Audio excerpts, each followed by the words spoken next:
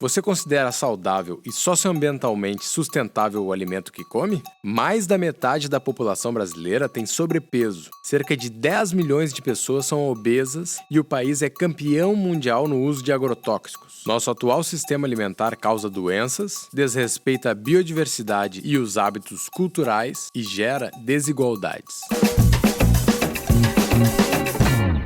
A alimentação dos brasileiros está sob ataque de venenos de todos os tipos. Consumimos, em média, mais de 5 litros de agrotóxico por ano por pessoa e comemos alimentos ultraprocessados com grande quantidade de sais, açúcar, gorduras e substâncias químicas variadas.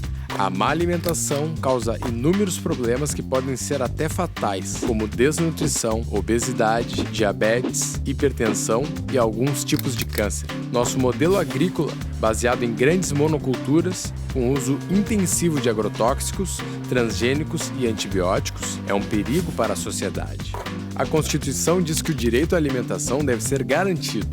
Mas que alimentação queremos? A alimentação inadequada, associada à falta de exercícios, está adoecendo nossa sociedade. Isso tem afetado nossas crianças de maneira preocupante. 7% delas são obesas, e os dados mostram que o estado nutricional na primeira infância repercute na vida adulta. Crianças obesas são potenciais adultos obesos.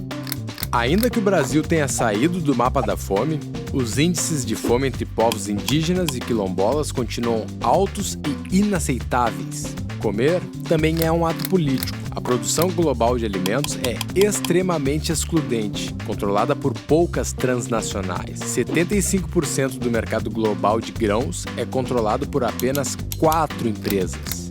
O INESC faz parte do Conselho Nacional de Segurança Alimentar e Nutricional, e nele defende a soberania e segurança alimentar e o direito humano à alimentação adequada. Defende que os povos tenham o direito de escolher o que querem comer.